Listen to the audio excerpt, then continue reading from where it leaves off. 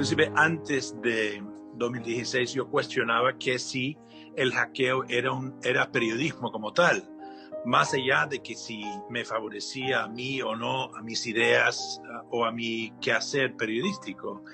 El que hackea no es la definición de un periodista. Con eso se puede armar todo un bochinche, toda una polémica adicional, pero nunca he dejado de cuestionar eso, e inclusive de polemizar públicamente en torno digamos, a esa actividad como tal.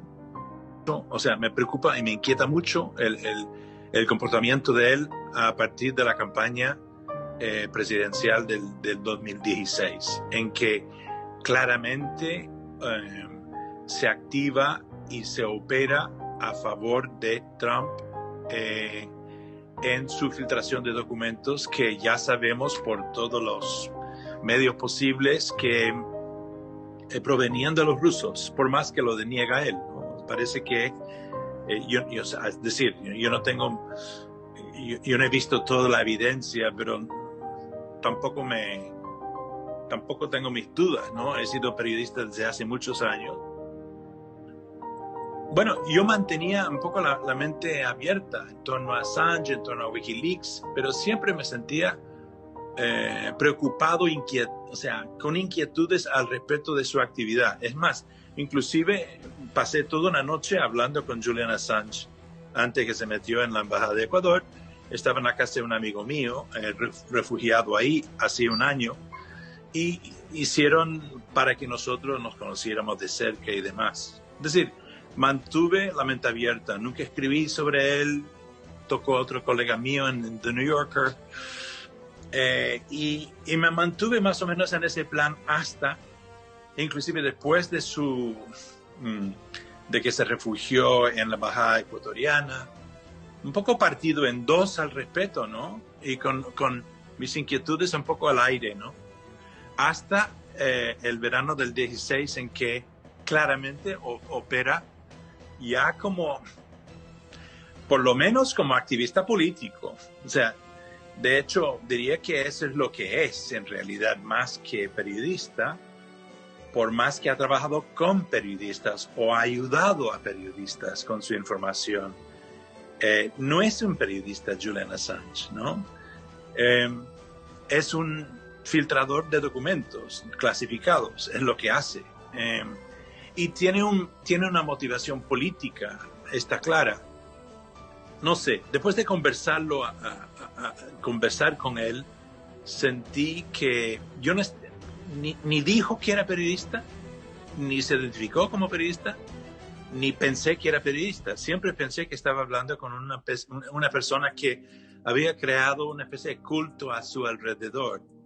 Y de hecho tenía un poco el aire de un gurú cultista, los discípulos alrededor, alguien con un aura de misterio y con un ego muy grande.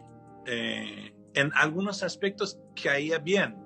A la misma vez se notó ese ego. Me acuerdo que estuvimos hablando de Libia y yo había estado hacía poco en Libia, en la guerra en 2011.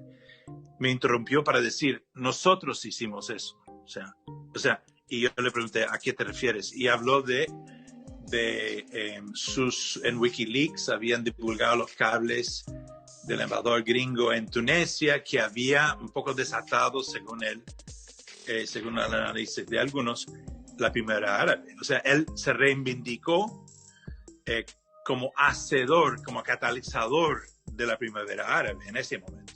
Ahora quizás lo denegaría porque terminó mal.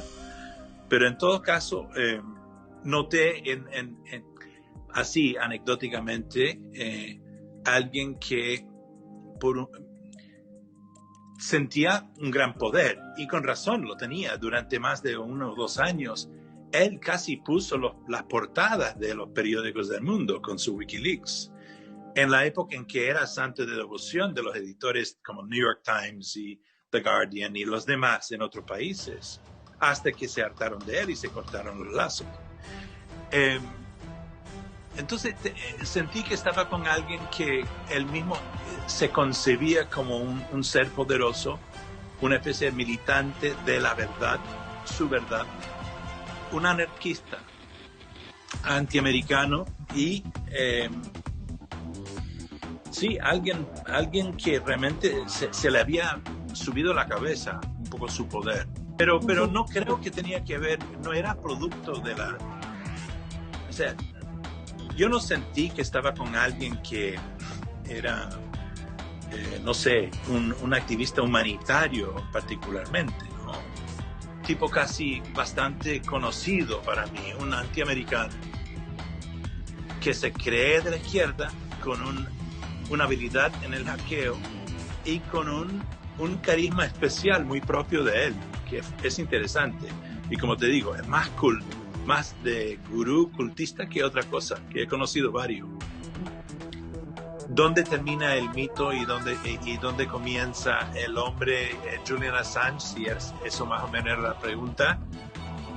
Tendría que pasar más tiempo con él, pero como te digo, yo me acuerdo después de yo pasé toda una noche, digamos, cenamos, tomamos vino, quedamos hablando hasta 2, 3 de la mañana, nos volvimos a ver en la mañana, hablamos de muchas cosas.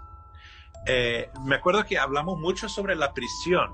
Me di cuenta que él tenía un pánico de terminar en la prisión norteamericana y empezamos a hablar de prisiones, y cada vez que yo hablaba de una experiencia en una cárcel o algo así, tenía unas caras de alarma, o sea, me di cuenta que la única cosa que sentí en nuestra conversación que realmente la asustaba era la posibilidad de terminar en la penitenciaría norteamericana. En todo caso, el día después, yo tuve que cruzar Inglaterra de donde vive mi amigo, que era su anfitrión, a Londres, y de Londres a Dorset, donde vivo, es casi un día de viaje en tren. Y durante todo el viaje yo andaba haciéndome esa pregunta que me hiciste tú, Arturo. Es decir, total, ¿quién es este hombre, no? Y entonces mi conclusión es que si tuviera que darle una etiqueta político, llegué a decir que era un anarquista utópico, un tipo que creía en las utopías. Ahora, ¿eso es de izquierda o de derecha? No sé. En el caso de él, no sé. Yo creo que él se concibe de la izquierda, pero en realidad está al límite, en esa frontera donde también se junta la ultraderecha. Y anarquista, porque en realidad sí estaba en contra de las estructuras, al menos de Occidente. No creo que cuando yo lo conocí, que fue en el año 2012, en invierno del 2012, era un agente del Kremlin. No creo, no lo pensé. A lo mejor después lo fue a medias o inclusive conscientemente. Pero digamos, él sí era una especie de culto, de líder de un culto.